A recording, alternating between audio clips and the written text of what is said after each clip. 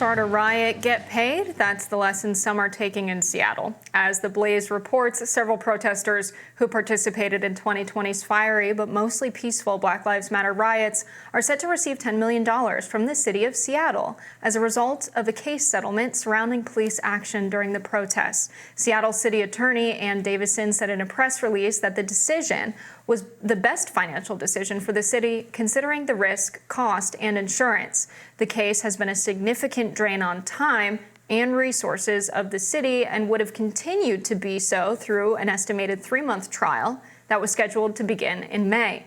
The case was initiated in September of 2020. Seattle does not admit any wrongdoing in the case. Conservatives were quick to react online to the decision, recalling the mass property destruction and violence that occurred during the 2020 riots.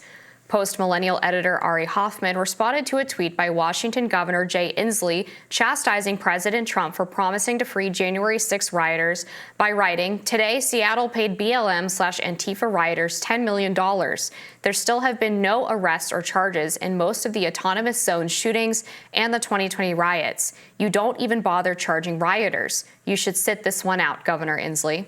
As a reminder, a 6-block area in Seattle was taken over by BLM activists who then declared it the Capitol Hill Autonomous Zone. The rioters forced police out of the area where multiple people were shot and 2 were murdered. On top of the Autonomous Zone, millions of dollars worth of property were destroyed, and the city was forced to pay more than $3.2 million in restitution to local businesses. So I don't know, maybe these rioters who ended up with this $10 million settlement should have to fork over some of the money to make up for some of the damage they caused in the summer of 2020.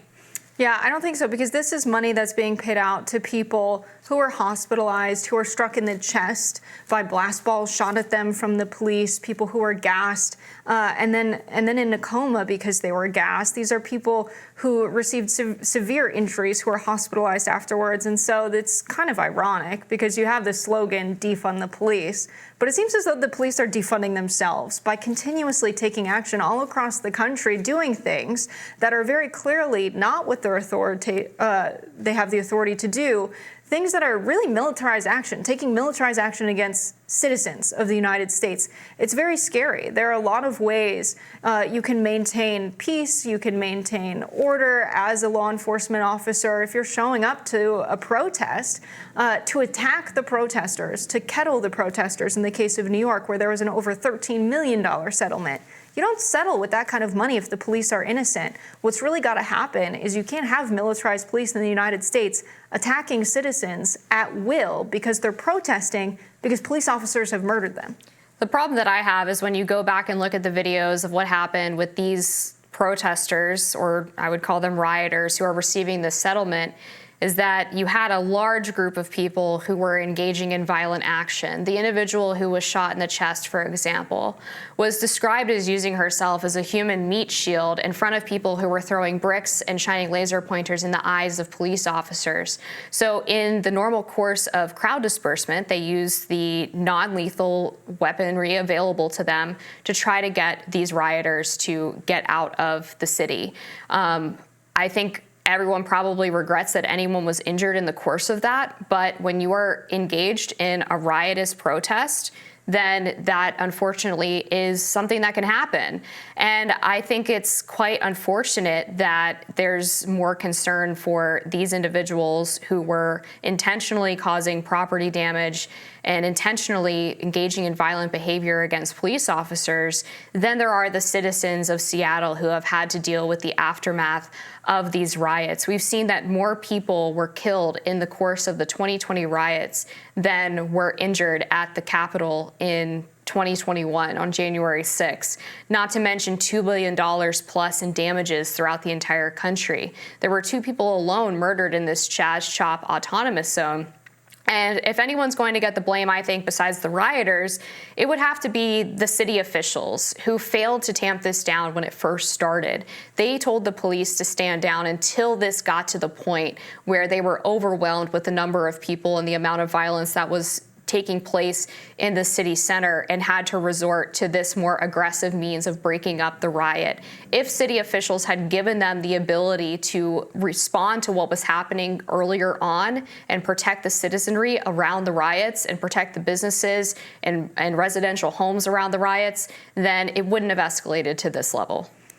I don't know. I don't know if we can say, if this person did this at this time, this wouldn't have happened. I can say I'm pretty positive that if the city in Seattle had said, all right, we've heard you guys are out here protesting because there's been a lot of unarmed black men killed by the police. So what we're going to do is, moving forward, we're going to require all of our police to wear body-worn cameras and have them on in the line of duty, and there will be consequences if they do not. The next thing we're going to do is increase the amount of punishment that an officer can get if they're using excessive force. The response to people protesting police brutality cannot be more police brutality. That's not going to resolve the situation. That's not going to make the citizens that they should be accountable to happy. I think when citizens like this are rioting, it's because they feel like they're not heard, right? The riot is the voice of the unheard. They're not going out in the streets and destroying property as an act of violence. It's not the same thing as January 6th, where you had officers being killed by the protesters there. No officer was killed by a protester on January 6th. There was an officer that was killed on January 6th. There was not a single officer killed by protesters on January 6th. There was a Capitol officer that did die that day. There was an officer who died that day from an unrelated heart attack. He was never attacked. There was not a Capitol police officer who was trampled by protesters on January 6th. It's a false narrative. The medical records have disproven that claim. Well, there was video footage of the officer in the crowd of people, and regardless of if afterwards the medical records say, it was a heart attack, he was in a situation that could have induced a heart attack. The person who was trampled didn't die on January 6th, though. That's a completely separate officer. I think the point is that there was intentional violence on January 6th. Is this not intentional violence with what BLM was doing? The destruction of property, in my opinion, is not violence. The goal of harming someone, they also killed people, though, in the course of their protests. They killed innocent civilians. Not the people that were concussed by the police, not the people that were put in a coma by the police, not the people that were gassed by the police and hospitalized afterwards. Do you think that the January 6th rioters or people who were part of the protest who were injured by police on that day, there were a lot, do you think they should receive a settlement too? I think if the police officers were found to be using excessive force, as they have been in the past, then there should be a settlement. If they were using excessive force and it wasn't a self-defense scenario, absolutely. The police in the United States of America should not be allowed to use excessive force against citizens in the streets of America with militarized weapons. They should not have tanks. They should not be allowed to shoot citizens and then have this assumed immunity. The way that police officers are treated in the system of justice we have in the United States, if you can call it that, is grotesque. They're given an absolute different standard from the everyday citizen. And so when you have people that are kettled in the United States, and it gets the attention of international human rights groups, where they have videos and diagrams of what the NYPD did in response to these BLM protests, it's very obvious that the situation we have in the United States would be called a humanitarian crisis anywhere else. And so I think the proper response to people protesting police brutality is a policy plan, changes to protocol and how the city operates to address that police brutality. I think by your standard, though, you're assigning basically the heckler's veto, which is if the January 6th rioters or protesters should, let me rephrase. By your standard, the January 6th rioters should have been allowed to overturn the election because they were only rioting because they felt like their voices weren't heard. I mean, that's essentially a heckler's veto, which is when you assign your policy or change your policy based on a small vocal minority of people and not based on whether it's actually the right policy. And so I don't believe necessarily that government should respond to a small vocal minority if they're advocating for a policy change that's not good. The police are held to a different standard because they have to be in order to be able to do their jobs.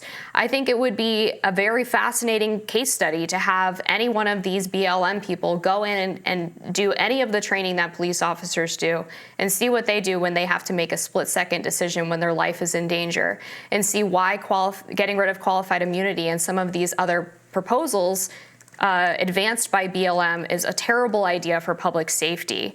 And just on the justification of what they did, that they were destroying property because they were upset about police brutality, if we just look at the numbers, it doesn't even remain a justification, because the numbers are not indicative of this massive killing of black men as the narrative routinely claims. In 2019, the year before 2020, there were approximately 12 unarmed black men who were killed by police. When you go through the list of those individuals and you read the individual cases, you find out that only about 3 of them were actually what would be considered excessive force or wrongful shootings. The rest of them were cases where the individual had either attacked the police officer beforehand, or there was some other extenuating circumstance that easily explained why this was an officer-involved shooting and why the individual, despite being unarmed, would not be considered someone who was innocently killed by the police. Then when you compare that number of 3 to 4 to the number of encounters that police have with black men on a daily basis across the United States in the commission of crimes, you find that actually black men are less likely to be killed when they're unarmed by a police officer than a white man is. So the statistics just don't add up to justify any of what Black Lives Matter is selling to the American public. It doesn't make any sense. And even if it did, it's not a justification for destroying the property, hurting individuals who have nothing to do with the thing that they're protesting. I mean, to say that you go in and you loot TVs from a Target because you're upset about police brutality and that's going to spark a change in the government just doesn't make any logical sense. Well, when we look at police shootings, the proportion of those that are typically black men or are just black individuals, it's about over 20%. Right, but then you have to compare that to the number of encounters that police have with those individuals, because they have more encounters with black men than white men. Because when you have the over-policing of black communities, which is also proven in the data, and when you have, the overpopulation of imprisonment being African American people, when you have disproportionately the amount of people in jails and prisons in the United States being black, and the proven over-policing of black neighborhoods, the amount of encounters that are being had is also disproportionate. So of course, the number of people that are having encounters with police are being shot that are black. That is what's significant. They're intentionally policing black neighborhoods. And when you see that, black people make up about 14% of the US population. But then you have over 22% being shot by the police. That is disproportionate violence against unarmed black men. And the BLM protests were more so about the systemic racism that black people face every day in the United States. You have people have the police called on them simply because they're going into a car dealership. I know someone who was going into a car dealership just to get their car serviced, and someone working at the dealership called the police saying that they were there scoping out the cars to have the cars stolen. So of course, yes, it's about the brutal and oftentimes deathly force that the police have used that's been caught on body-worn cameras. It's about the disproportionate imprisonment of black Americans in the United States. It's about also the racism that they face every day systemically and also casually in usual interpersonal situations. And so yes, people were in the streets in solidarity with black Americans because they're disgusted by the system of justice that we have in the United States because of their own experiences. And many of the people that were attacked by the police when they showed up to have their voice heard and their First Amendment exercise, they were met with the same police brutality that they were protesting. So when you have people who are concussed, when you have veterans with a cane that are pushed over by the police and then they hit their head on the pavement and they're hospitalized, these are the kinds of situations where there needs to be some accountability. But instead of accountability, they decided to pay them off. That's the route the city wanted to go instead of a trial. And so that's the situation we're in the case of Seattle and in the case of New York. I just think it's kind of convenient to immediately pivot to, oh, it's over-policing and that's why there's more encounters with black Americans. That doesn't change the fact that if a police officer encounters a black American and a white American, they are more likely to actually shoot an unarmed white American. The statistics hold that up. Do you think an unarmed white American is more likely to be violent to the police? I think black Americans, especially black boys, are taught from a very young age to behave differently than young white boys are taught to behave around the police. I don't know why white people are shot, unarmed white people are shot more often when they have encounters with police officers. That's something that we should look into, but it certainly debunks the narrative that black men are being targeted by police and just wantonly killed all the time when they're unarmed. The statistics just don't bear it out. And I would also just point out that Black Americans disagree with you when you say that they're over-policed. 75% of Black Americans in polls after 2020 said that they were either happy with the amount of policing they had in their communities or they wanted more policing in their communities. Because just as you can make the claim that a disproportionate number of Black men or Black individuals are in jail after committing crime as opposed to white individuals, you can also say that there's a disproportionate number of victims in those communities as well. So if you want to defund the police, you want to reduce the amount of policing in what are typically lower income neighborhoods with higher amounts of crime, then you also have to accept that disproportionately you're going to have more Black and Hispanic Americans who are the victim of violent crime.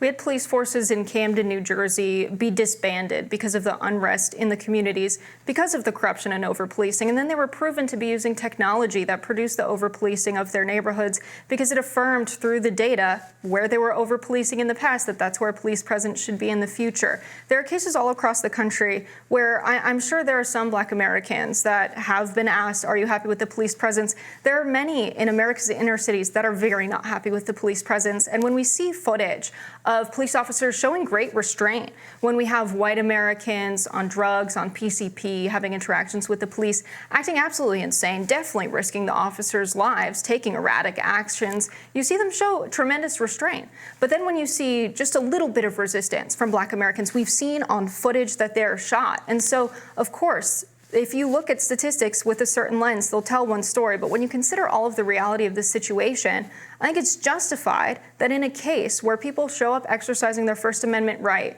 and are met with violence by America's police, that there's some kind of recourse, there's some kind of justice. All right, we're out of time on this segment. We'll be back with more Rising after this.